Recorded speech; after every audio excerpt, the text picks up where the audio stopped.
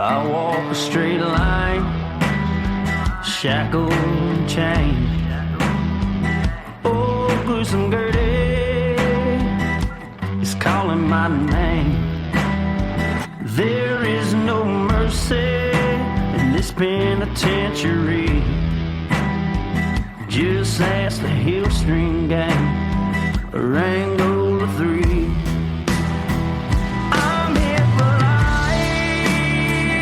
I'm here to die. Inside these walls, inside the wire. And when the wolf cries, I know it's over. Oh, bloody Angola. Oh, bloody Angola.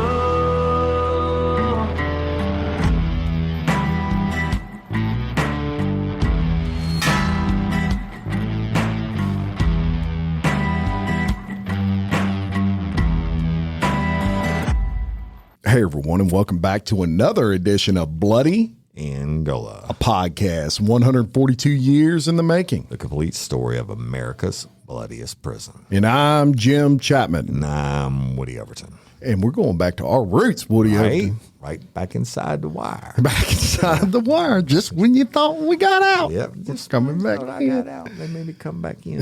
That's right. So we we talk a lot on this show about the advancement of especially DNA, something you've Right. worked with in the past many times. Right. Yeah. And this is a huge testament to DNA, right? And then when I started, it was really coming in its own. Now it's so much more advanced. But I remember putting rushes on murder cases and it taking 6 months to get the results back. That's crazy. Now we can do it. Even back, we talked about Sean Vincent Gillis, and that was really probably one of the first times they were ever able to really rush something to the point where it really helped, because you had to get that serial killer off the street. Well, Dr. Derek Todd Lee too. Yeah. But still, even the rush back then took a long time. Right. Not like it is now. Right. But you know what? I'm totally for it. And let me do this real quick. I want to give a shout out to all our patrons. We love and appreciate each and every one of y'all. We love all you listeners. And Bloody's, shooting to the top of the charts. And it's because y'all are listening, liking, and sharing. Please continue to do so. And we love y'all very much. Back to the DNA.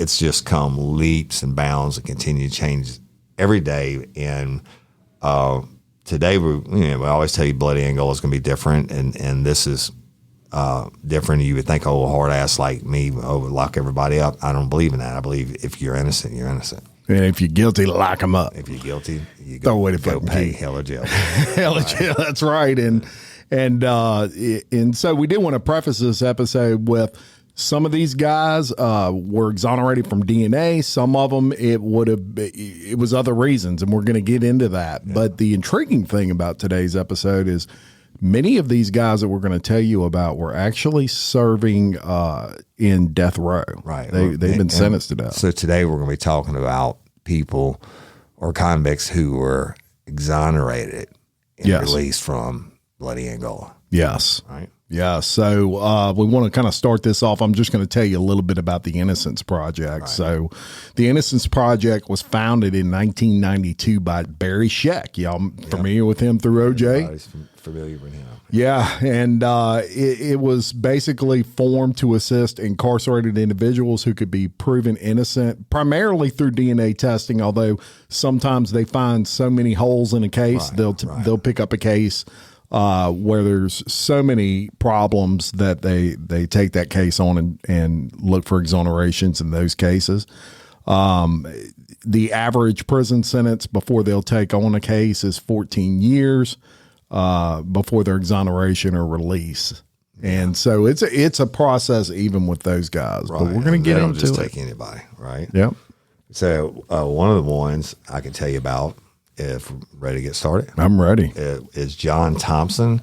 Y'all, John Thompson was from Orleans Parish, and I'll just read you some of the facts of the case, some of the highlights, and what ultimately ended up happening. So shortly after midnight on December 6, 1984, Raymond Louisa was shot several times in the course of an armed robbery just around the corner from his New Orleans, Louisiana apartment.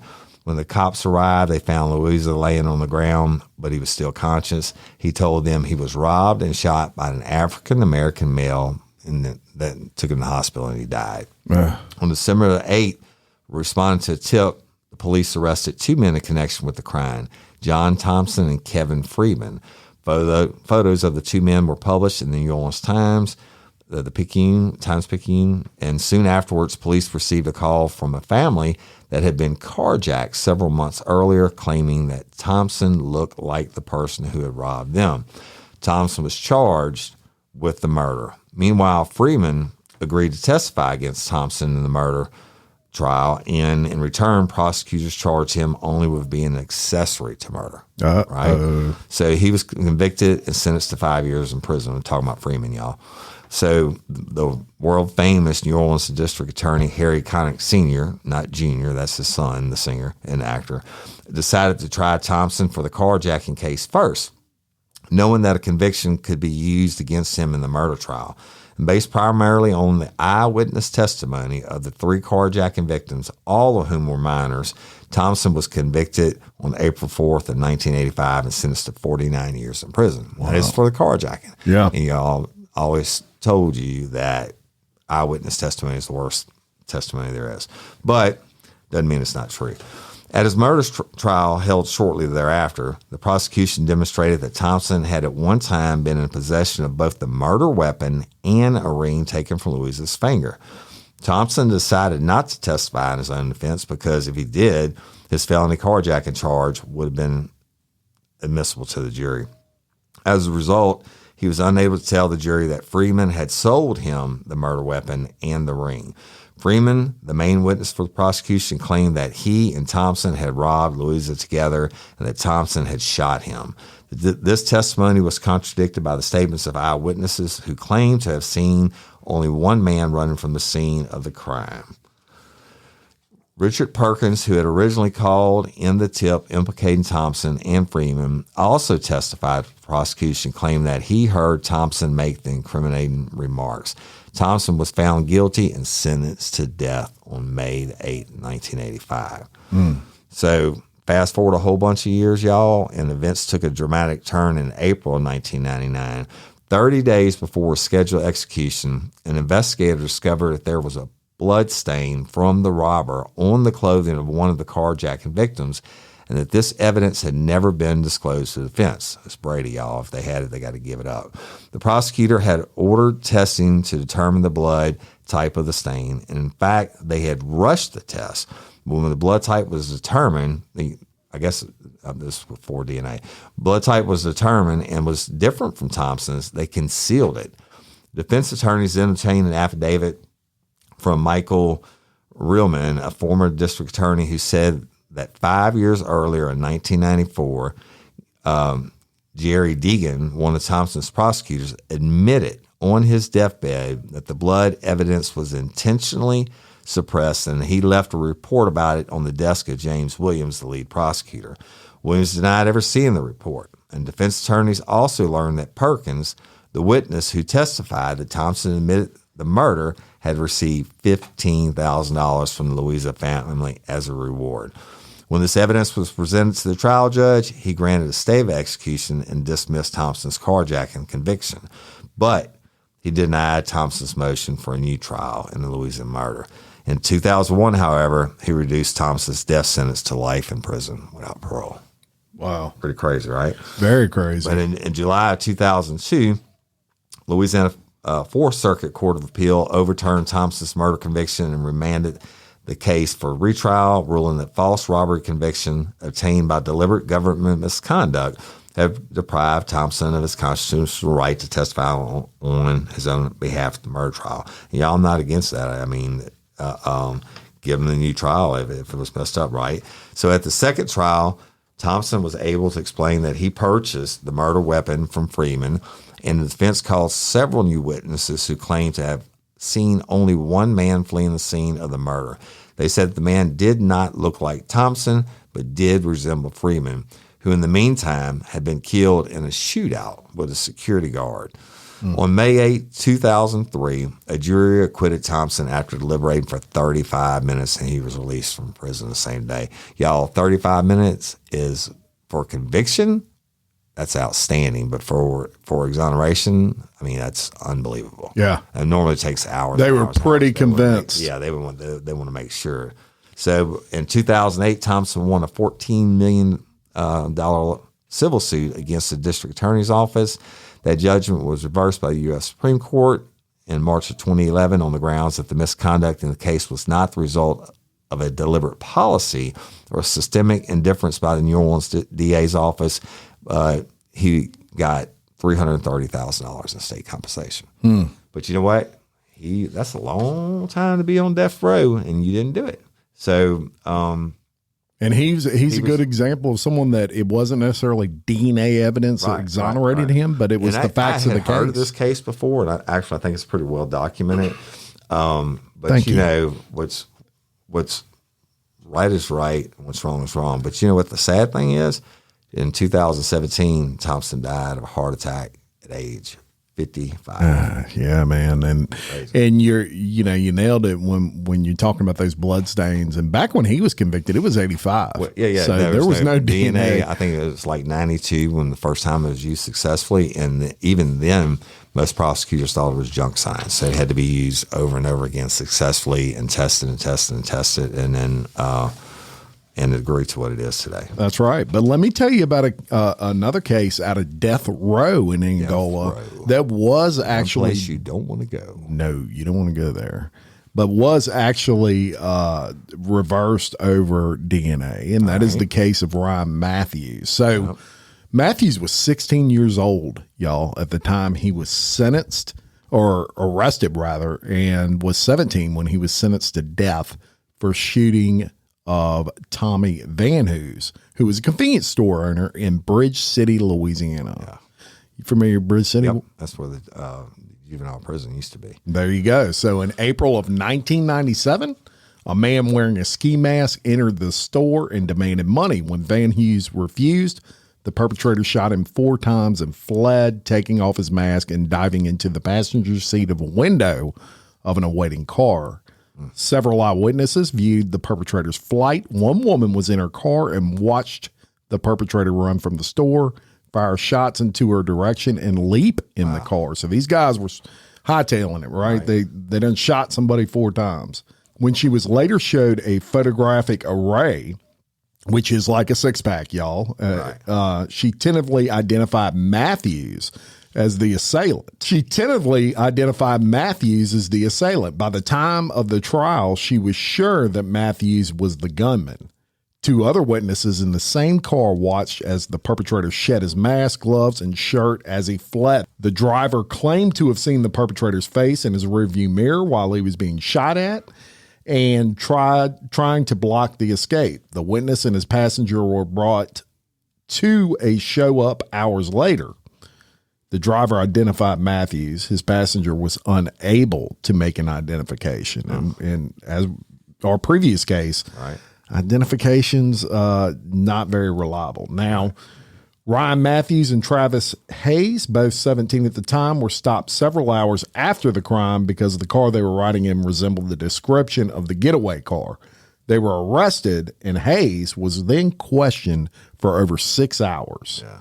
His initial statements to investigators, Hayes claimed that he and Matthews were not in the area where the crime occurred. Hayes eventually confessed that he was the driver of the getaway car. He stated that Matthews went into the store, shots went off, and Matthews ran out and got into the car. Both boys were described as borderline intellectually disabled. Right. In 1999, based mainly on identifications, Matthews was convicted of murder and sentenced to death. There you go. Hayes was convicted of second-degree murder and sentenced to life in prison. Matthews had maintained his innocence since the arrest. The defense presented evidence that forensic testing of the mask excluded both Matthews and Hayes. A defense expert also testified the car the 2 boys were driving The reason they were stopped could not have been a getaway car because the passenger side window that Matthews allegedly jumped through was inoperable and could not be rolled down. So that's pretty. I mean, how do you get around that? I don't know, but they did. Other witnesses to the crime described the shooter as being much shorter than Matthews as well, which that's not necessarily that reliable. Well, I mean, height's hard to determine. You can put four people on the room, and four people may, get the different height and weight or whatever wrong. But if it's a correct identification, basically you can bring them back 2 weeks later, and they can still pick out the facial features. That's right. That's right. So y'all ready to hear how this person got exonerated? Yes. Well, DNA testing in another murder case proved to be the keys to proving Matthews' innocence. Another murder occurring shortly after Van Hugh's death in the same area.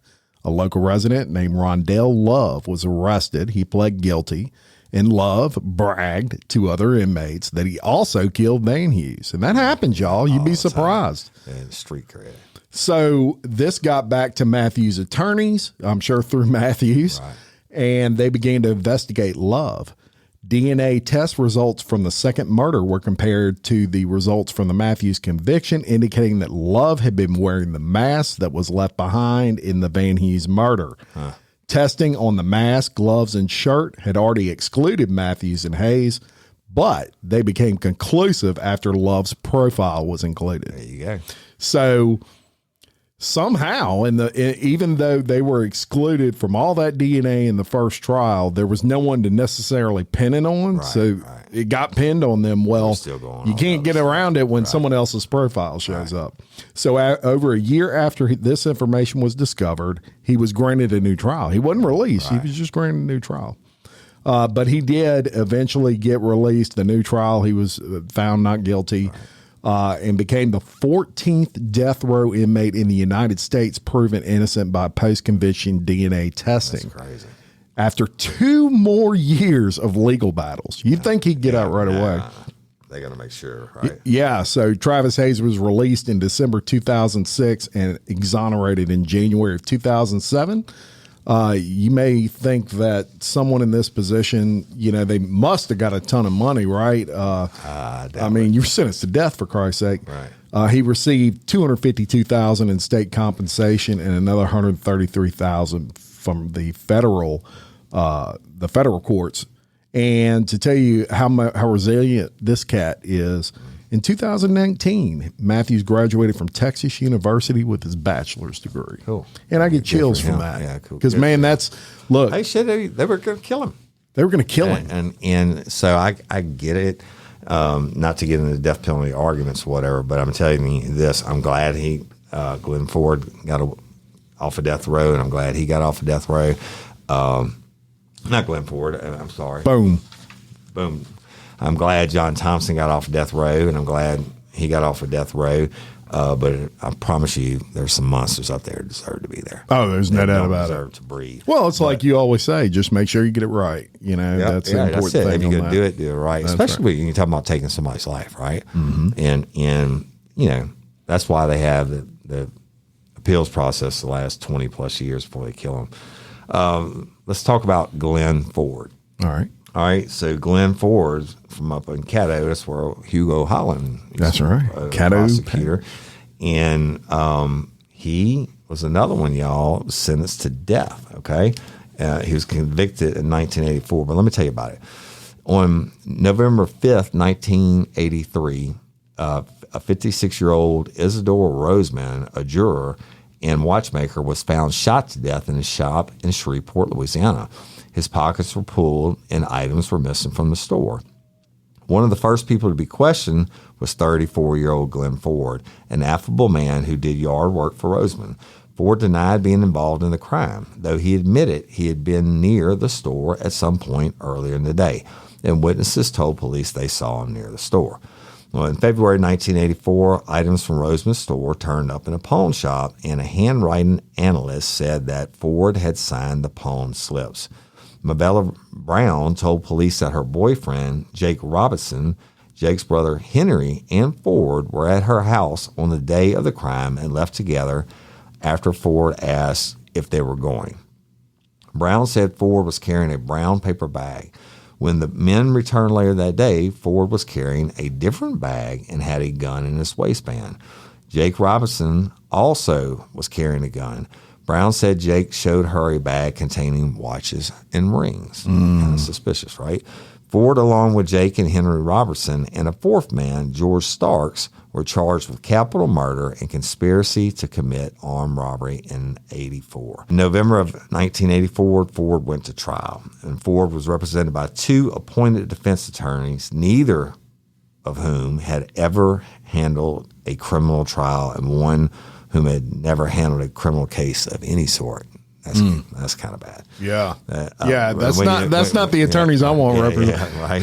When you're on trial for your life, right? Oh my God. If you're in Livingston Parish, you want Jace Brock handling your business, right? Yeah. On the criminal This is side. a death penalty trial. And if you anywhere else over on that side of Louisiana, you want Thomas Davenport out of Alexandria to handle it because that's what they do. Right? Yeah. These guys had never even handled a case like this. It's crazy. So, anyway, the Brown fell apart on the witness stand and said on cross-examination that detectives had fabricated her responses and she had lied in her testimony. She said she had been shot in the head earlier in her life and that the bullet was never removed, causing difficulty with thinking and hearing. Right? Several witnesses testified that they saw Ford near the victim's store on the day of the shooting, but no one testified that they saw the crime. A gunshot residue expert testified for the prosecution that after Ford had voluntarily come in for questioning, he recovered gunshot residue on Ford's hands. Okay. A fingerprint analyst said he lifted a single fingerprint from a paper bag found at the scene. He said that the print contained a whorl-type pattern and that Ford had such a pattern while the Robinson brothers did not. Dr. George McCormick, the Cato Parish coroner, testified that he had analyzed the scene of the crime, including the position of Rosamond's body and a duffel bag found next to the body with a bullet hole in it. McCormick said he concluded that the victim was shot by someone who held the gun in his left hand. Ford is left-handed, and the Robinsons are right-handed. Not looking good for Ford. No, not at all. McCormick also said the Rosamond had been dead for as long as 2 hours by the time the body was discovered, a time when witnesses said they saw Ford near the store. Ford testified on his own behalf, which most of them don't, right? Right.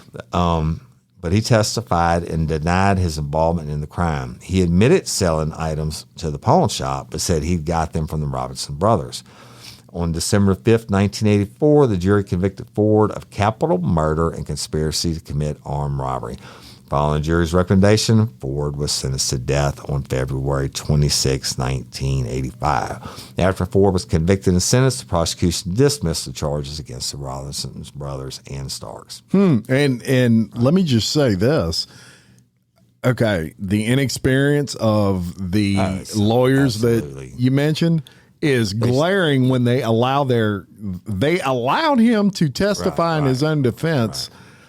In a death penalty case. And Holy now, crap. I don't know when they changed the law, but I know of Jasper Brock. And Livingston Jasper Parish Brock would say he ain't talking. And I know Thomas Davenport, they're certified in death penalty cases. You have to actually get certified to defend somebody in death penalty cases now. Yeah. You know that? Yeah. Probably this case caused it. Probably one of them, right? I mean, they should have known this shit was going to get done the way That's it crazy. is. But it's still, I believe everybody has the right to a fair trial. So Ford goes to death row, right? And his appeals were unsuccessful until 2000 when the Louisiana Supreme Court ordered a hearing on post-conviction petition for a new trial filed by the Capital Post-Conviction Project of Louisiana. At the hearing in 2004, a defense expert testified that McCormick's attempt to reconstruct the crime had no connection to known facts and was speculation at best. And I agree with that. They're talking about the coroner, right? Yep. So, I mean, you can't tell somebody's left-handed from a bullet hole in a duffel bag. Right. Right. But anyway, the Another defense expert said that the gunshot residue evidence was meaningless because it was gathered more than a day after the crime and that Ford could have easily picked up the residue merely by being in a police station where such residue is extremely common. Another defense expert said that the prosecution's fingerprint expert misidentified the fingerprint on the paper bag and it could have been left by the Robinson brothers. All very, very true.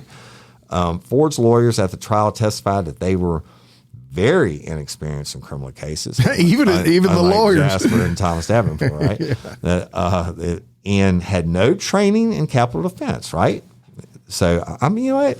Right, if I was Ford, I'd be raising hell. I'm like, what? You got me two guys that are right behind the ears. Give me a pro. Crazy, like, man. Jasper Walker, Thomas Davenport, right? I mean, they're even saying that he deserves. Yeah, they go on the stand and say, yeah, we're pretty inexperienced. One of the lawyers who specialized in oil and gas law had never tried a case to a jury, either civil or criminal. That's like my brothers. One's a tax lawyer and one's a maritime lawyer. They've never been inside a courtroom, right? And the extent of his prior criminal work was handling 2 guilty pleas. Well, that's easy enough. The other lawyer, who was out of law school less than 2 years and was working at an insurance firm handling personal injury cases. Both said they were unaware they could seek court funding for defense experts, shocker, and didn't hire any because they couldn't afford to pay out of their own pockets. Both were unaware of how to subpoena witnesses from out of state, and so Ford's family members who lived in California did not testify for Ford at the guilt or punishment phase of the trial. The defense presented numerous police reports that had never been disclosed to the defense, right? The report showed that Shreveport police had received 2 tips from informants implicating only Jake and Henry Robinson in the robbery and murder. Other police reports showed that some detectives had falsely testified at Ford's trial about statements Ford made during his interrogation. Testimony that the prosecution should have realized was false, the defense claimed. Moreover, other police reports that were withheld from the defense contained conflicting statements by Marvella Brown and by the witnesses who said that they saw Ford near the store at the time of the crime. Reports could have been used to impeach the witness testimony at trial. Wow. Well, but still, the post-conviction motion was denied. In 2012, the Caddo Parish District Attorney's Office began reinvestigating the case, and in 2013, disclosed that an informant told authorities that Jake Robinson had admitted shooting Roseman. Oh, wow. So in March 2014, the honorable and right thing to do, in March 2014, the prosecution filed a motion to vacate Ford's conviction and death sentence in light of the newly discovered evidence from the informant. On March 11, 2014, a judge vacated Ford's convictions and the prosecution dismissed their charges, and Ford was then released. How about that? Even after all that, they fought him so hard in the second trial, et cetera, then they came forward. You know what? I don't know if Hugo Holland was still the prosecutor up there at the end. I'll have to look it up, or maybe I'll ask him. He just messaged me last night. But that's the honorable thing to do. But in March 2015, a Caddo Parish district judge denied Ford's request for state compensation. The judge ruled that Ford knew the robbery was going to happen, did not try to stop it, that he attempted to destroy evidence by selling items taken in robbery, and that he tried to find buyers for the murder weapon. And unfortunately, in June of 2015, Ford died of lung cancer. Yeah, and you know, that's a good kind of segue for a second, Woody, just to talk about, look, not all the guys we're going to tell you about today are, citizens of the year. I mean, some of them definitely committed some crimes or may have withheld some evidence, like in this case. But that's a long jump from being sentenced to death for a murder you didn't commit. I mean, look, we have a legal process for a reason. And like a lot of my cases are bad cases where the witnesses are like really shady people, or they're criminals themselves. And well, guess what? A lot of these crimes don't happen with a bunch of choir boys. Yeah, you know what I mean. That's right. Got running with choir boys when you're going to murder somebody and steal their jewelry. Yeah, but you're gonna put them to death. Having 2 inexperienced attorneys and all the other stuff, and the guy saying about whatever, that's not enough to kill somebody. That's right. Yeah. So we're going to give you a 2-for-1 right here, and you're not going to believe this. Hey, story. let me tell you real quick. Yeah. And I know I keep talking about timing. I don't know if we'll have to get him on.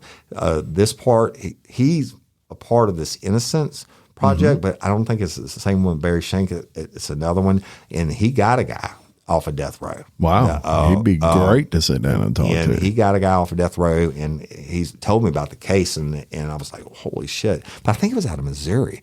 So he's in all federal courts and everywhere else. Right. Thomas Davenport.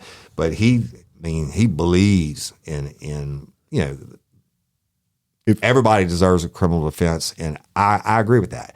And then if you're a cop and you got it right, you got them right.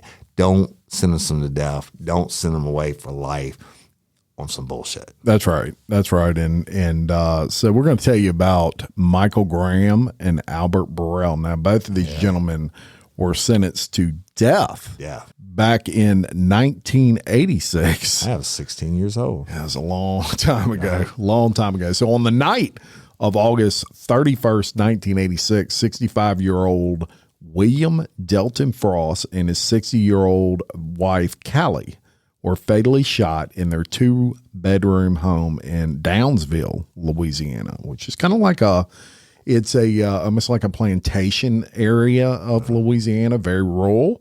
The front door had been smashed in, and police believed the motive was robbery because Frost didn't trust banks and was believed to keep cash in a suitcase in his home. Yeah. A lot of older people, especially in those times, they didn't put money in the bank. Right. They put money in everywhere but the bank. The shots appeared to have been fired through a window, and their bodies were discovered a couple of days later. Now, 6 weeks after the murders, in October of 1986, Janet Burrell told police that she had met with her ex-husband on the night of the crime and that he had $2,700 and $100 bills and blood on his boots. That don't look good. She said he admitted firing the shots, and she saw Frost's wallet on the front seat of his car. Wow. That's dead to rights, huh? Right. Yeah, so Burrell was arrested within the hour. Now, not long after, Kenneth St. Clair, another witness, told police he had come to Louisiana with Michael Graham to find construction work. St. Clair told police that on the night of the crime, Graham and Burrell left the trailer where Graham was living near St. Clair, and about 8:30 p.m. returned. Graham had blood on him, St. Clair said. So now you've got another person seeing that blood. Right. At the time, Graham was in the Union Parish Jail on forgery charges for stealing a checkbook from a woman who hired him in St. Clair to do some work, and then cashing about $300 worth of the checks. Yeah, like you said, everybody in these stories isn't angels. Yeah. So on October of 1986, Graham and Burrell were each indicted on 2 counts of murder. 2 days later, Graham's cellmate, Olin Brantley, told authorities that Graham had admitted he and Burrell committed the crime. Yeah. What kind of deal did he get? That's it. And that Burrell had fired the fatal shot. So Graham goes on trial in 1987 in the Union Parish Courthouse. The state's key witnesses were Janet Burrell, who we told you about, and Brantley. Right. We also told you about, right? So they got him dead to rights. Although police reports said that Frost's wallet was recovered in his home.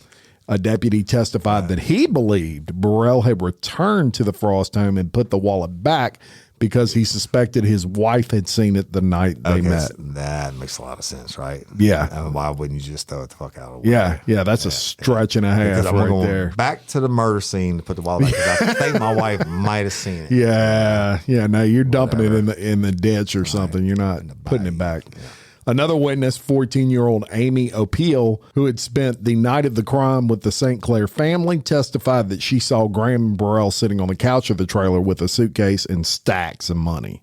So Graham was convicted on March 22nd of 1987 and sentenced to death. Burrell went on trial in August of 87, and he was also convicted and sentenced to death on pretty much the same evidence as Graham.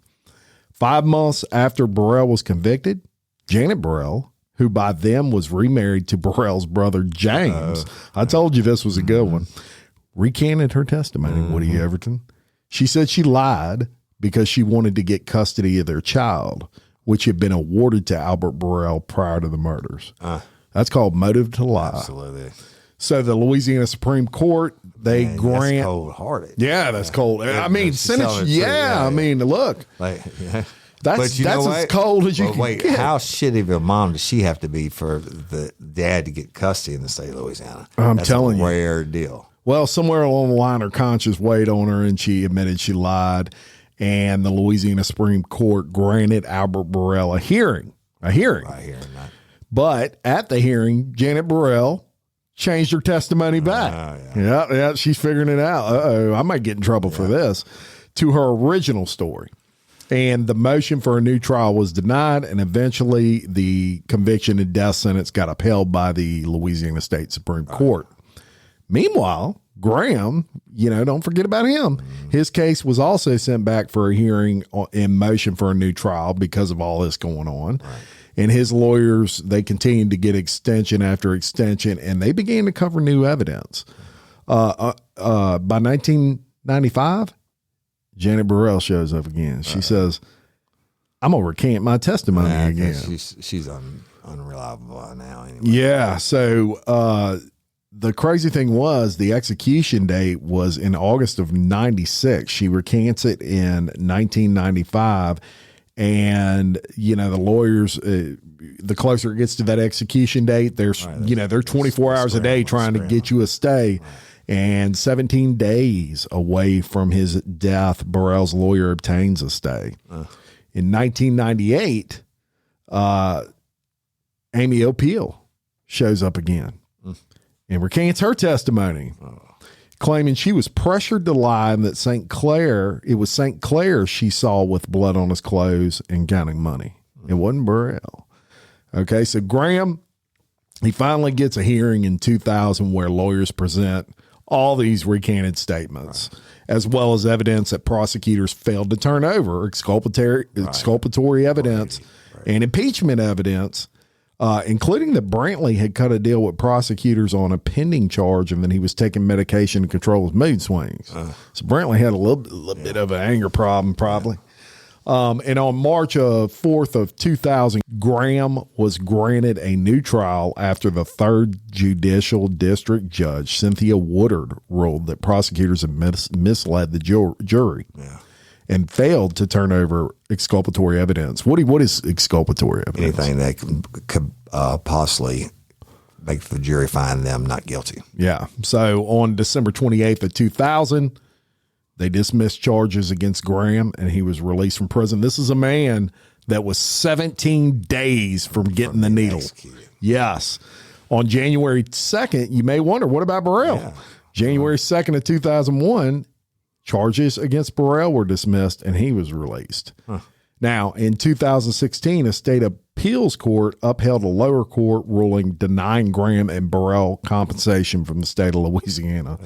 Burrell and Graham filed a federal lawsuit, but a jury ruled against them. And they never solved the crime now, huh? So it's a cold case. Cold case. And here's the interesting thing, and you may wonder why they're denying this money. It's hard. It's almost impossible to get a nickel for being wrongfully convicted.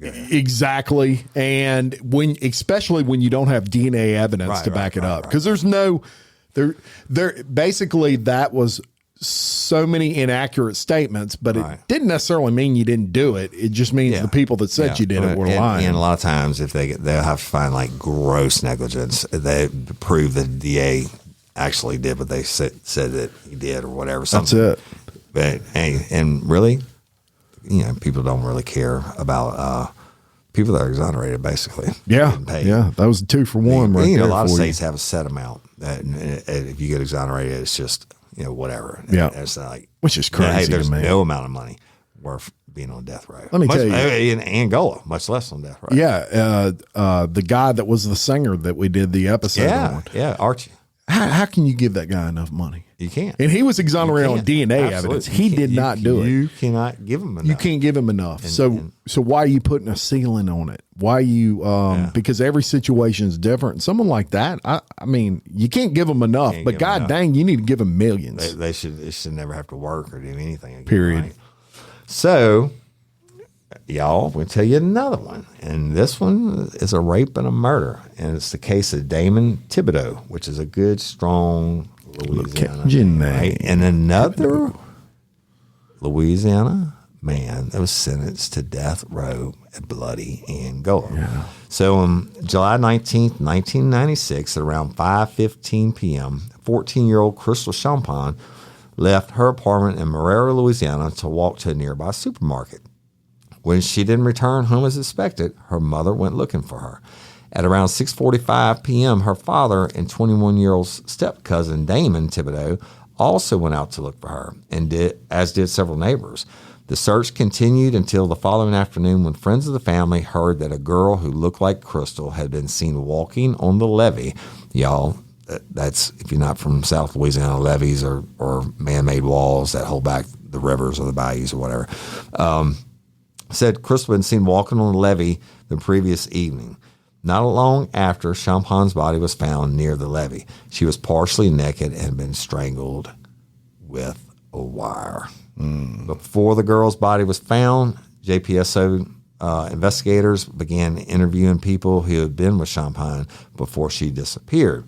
An officer was interviewing Thibodeau, who had been at Champagne's home when Crystal left for the store.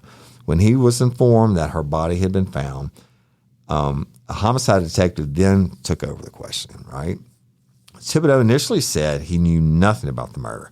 He agreed to a polygraph test, which police said indicated deception regarding the girl's death. And you being a former polygrapher. Still a polygraphist, actually. Yeah.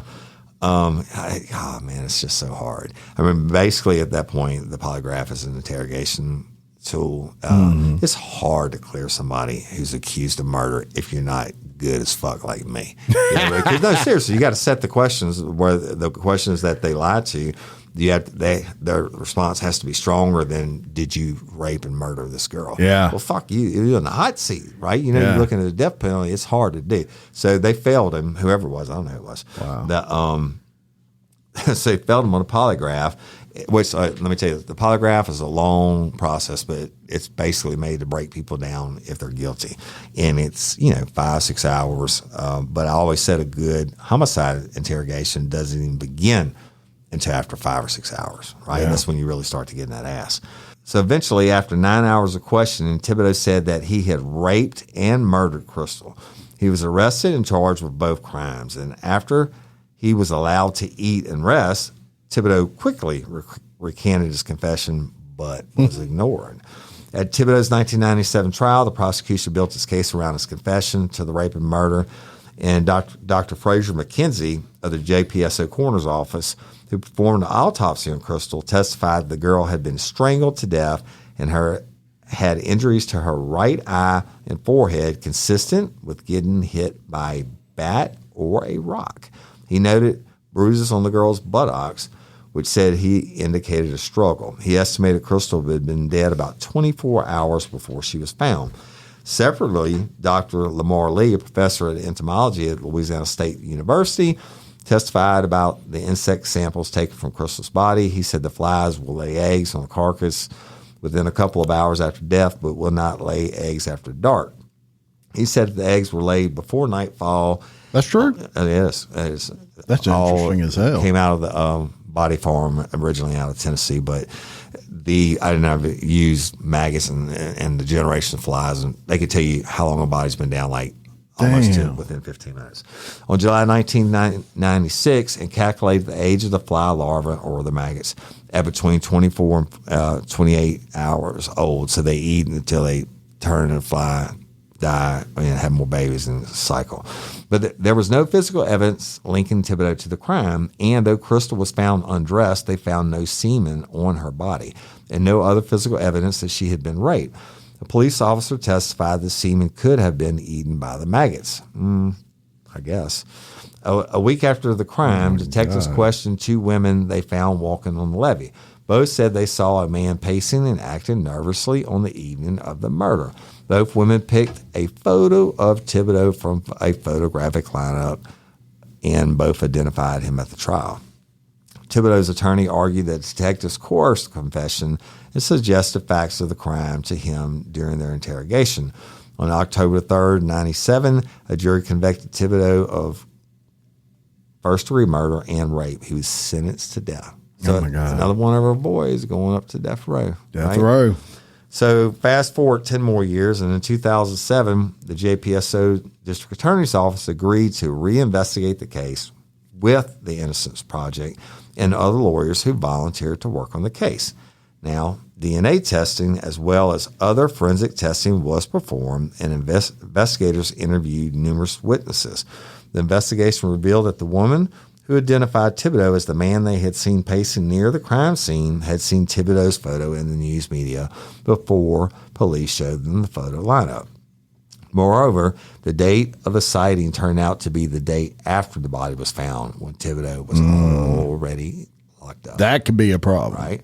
Extensive DNA. Well, you know what? You got to give props to JPSO DA's office for even trying to reopen and look at this. Because right. most of them are like, fuck you. I'm under conviction. Yeah, you did it. And he's on death row, right? Yeah. But extensive DNA testing on items recovered from the scene of the crime failed to detect any trace of biological material connecting Thibodeau to the murder. Tests also showed that despite Thibodeau's confession to rape, Crystal had not been sexually assaulted. And DNA testing on the cord used to strangle Crystal identified a male DNA profile that did not belong to Thibodeau. Uh-oh. Right? Well, that's not totally, doesn't totally excuse him. I mean, it could have been anything, right? Somebody else could have held the cord and Thibodeau could have been wearing gloves when he held it. We don't know. Yeah. But the reinvestigation established firmly that Thibodeau's confession was false. He claimed to have raped Champagne when in fact no rape occurred. He said he strangled her with a gray speaker wire he took from his car, when in fact she was strangled with a red cord that had been tied to a tree near the crime scene. The prosecution consulted an expert in false confessions who concluded that the confession was the result of a police pressure, exhaustion, psychological vulnerability, and fear of the death penalty. Wow. Yeah, I mean, it can happen, y'all. I hope every day that I didn't get the juice from somebody like on the wrong level, right? And I don't think that I did. But anyway, on September 29, 2012, he was released from death row. Thibodeau later filed a federal civil rights lawsuit that was put on hold, and in January 2017, unlike most of our guys, he died in August of 2021. Wow. But you know, I know false confessions do happen. It's a real deal. Yeah, you'll confess to anything if you're tired enough. I mean, you had your ass stomped enough. Yeah. 8-9 hours not eating. I mean, say you're gonna get the needle. It might have been a help me help you. You tell us what happened, and we'll tell them that you cooperated. But the fact that he confesses and then they give him some food and he's like, no. Yeah. All right. We're going to give y'all one more today. And we're going to tell you about a guy that definitely did not do it, was exonerated by DNA evidence. And that is Mr. Ricky Johnson. And I saved this one for last today because he was in prison a long time for a rape he didn't commit. Matter of fact, he was in prison 25 years. Yeah, that would suck. You one day in prison for something you didn't do. Right, it sucks, right? Imagine 25 years. So let me tell you about the crime. In the early morning hours of July 12th, 1982, a 22-year-old woman awoke in her Northwest Louisiana home to find a man holding a gun to her head. Wow. The man raped the woman twice, stayed at her house for 4 hours. He told her his name was Marcus Johnson, and he mentioned several details. He claimed they were about his life. He claimed to be looking for an ex-girlfriend of his from Manny, Louisiana. He said he was on probation. Mm-hmm. He was from Leesville, Louisiana, and he even said he had relatives in the town of Natchitoches and Monroe. Okay. So the weird thing is he rapes his chick twice, and then he starts telling her his life story. It's almost like he felt like, now we have a connection. Yeah, I got this special nut dumping connection. Yeah, right? Yeah. So what do you think the victim did? Pillow talk. Yeah, pillow talk. She reports the rape the next morning, and at which point she told police. Her attacker was an African-American man. He was between 5'6" and 5'8", and he weighed about 140 pounds. He had facial hair and a scarf tied around his head. So a detective from the Sabine Parish Sheriff's Department contacted the Leesville Sheriff's Department to ask if they had a man named Marcus Johnson on file. There was no record of Marcus Johnson, but Leesville officers did tell detectives about Ricky Johnson. They said, well, we got another Johnson here. His name's Ricky. He's African-American. And he was on probation for a traffic violation, a misdemeanor. So Ricky matched some of the details that the lady provided of the perpetrator. He was from Leesville. He did have a child with a woman in Manny, and he had relatives in Natchitoches and Monroe. So he becomes a suspect, right? Nothing wrong with that. Police showed the victim a six-pack, but it was actually only 3 pictures in this one. So we're going to call it a 3-pack. 3-pack. Yeah. It had Johnson's photo, which was at the center. I don't know how you get away with that. And that picture was 8 years old, and it was in the center. Right. Yeah, that's important. Right. Mentally, you go to the center picture first, right?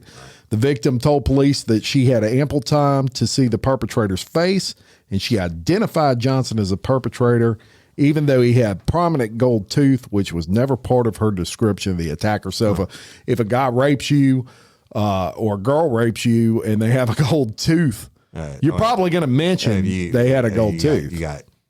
You mentioned facial hair and everything else, and the gold tooth would stand out. So 2 days later, what do you think they do? They go arrest Ricky Johnson, Ricky. And they don't even investigate any other suspects at this time. They think they got their man, right? Johnson asserts his innocence. He says, I didn't do any of this crap.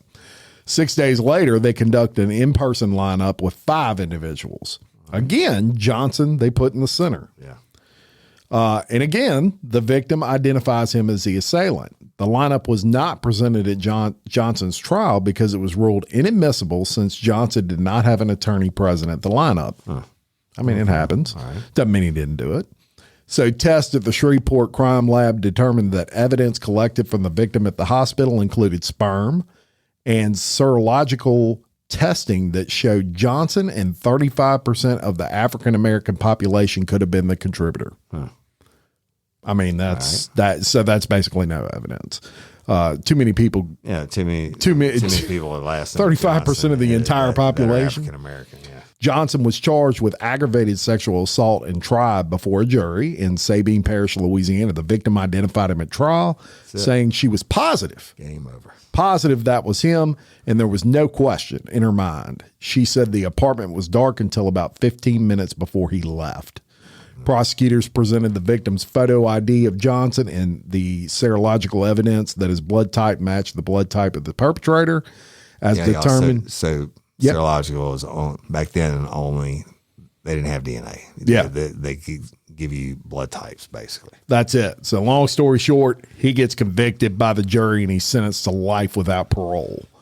Bloody Angola. Bloody Angola, baby. That's where you're going. Yeah. So Johnson contacts the Innocence Project at the suggestion of a guy named Calvin Willis, who was also a fellow inmate at Louisiana State Penitentiary. Willis was exonerated in 2003 after the Innocence Project secured DNA testing that proved his innocence. So he basically called his boy and said, if you really didn't do this, I got some people you need to talk to. Now, in late 2007, that DNA testing was performed on the sperm from the perpetrator of the crime. Remember, we said they had sperm. Definitely had. And the results proved beyond a shadow of a doubt that Johnson could not have been the attacker. Wow. This was the first DNA exoneration using the new technology with DNA at this time called Mini-STR, which allows labs to accurately test degraded or extremely small samples. Wow. First time. So in January 2008, they do what anybody would do. They took that DNA profile and now they have a database, right? In 2008. Right.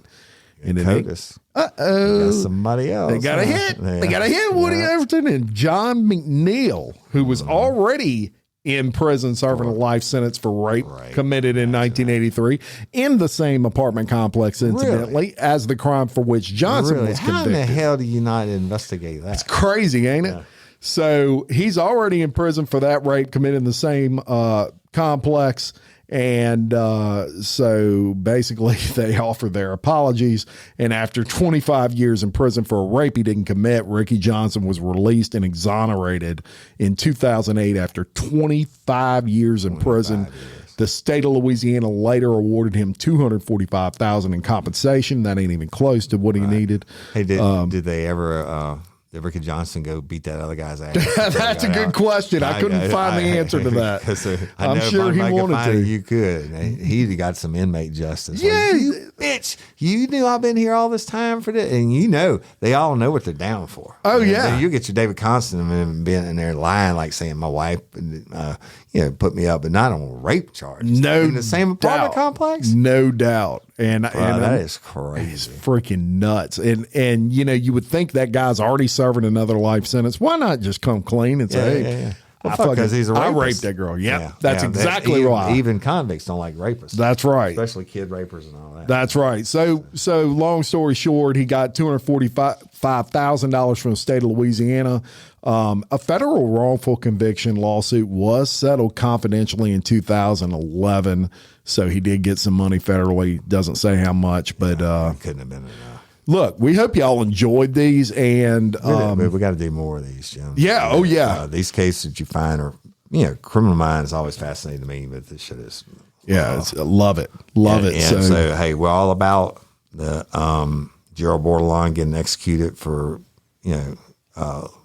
raping and killing little Courtney LeBlanc, but we're all about almost every one of these except for Ricky Johnson was on death row. Yeah, something. There's been actually, for those of you out there that are playing trivia games, there's been 11 people released from Angola alone from death row based off of either DNA evidence or strong evidence to force an exoneration. Yeah, and I get that why people are against. They say, "Oh, you kill one wrong, it's too many. Shut it down." You haven't sat across the table or looked at the dead bodies and shit that I've looked at and looked in the face of evil. But that's right. I get, hey, but I'm a champion and would go on, as you know, Jim. After my law enforcement career, I went on and defended people that were innocent. That I believe were innocent. So it is what it is. We're not totally one-sided, but hell or jail or freedom. That's it. Another great episode. Yeah, we loved it. Thank you, patrons. Couldn't do it without you. Yes. If you're not a patron member, go join Patreon. We may do some of these just for patron members. Right. And y'all in the patron get, commercial free, early release and episodes and locked up episodes, which we probably have more locked up for Bloody Angola than I have locked up for Real Life, Real Crime. It's a bunch of them. Yeah. About all different kinds of stories. So y'all go check it out. You can go to patreon.com and type in Bloody Angola. Yep. / Bloody Angola podcast to pull you right to it. We appreciate it. We love each and every one of you. And until next time, I'm Woody Overton. And I'm Jim Chapman, your host of Bloody Angola, a podcast 142 years in the making. The complete story of America's bloodiest prison. Peace.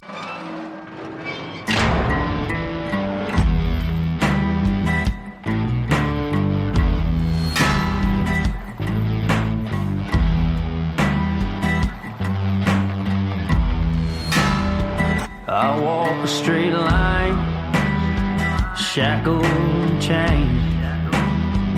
Oh, gruesome Gertie is calling my name. There is no mercy in this penitentiary. Just ask the Hill String Gang.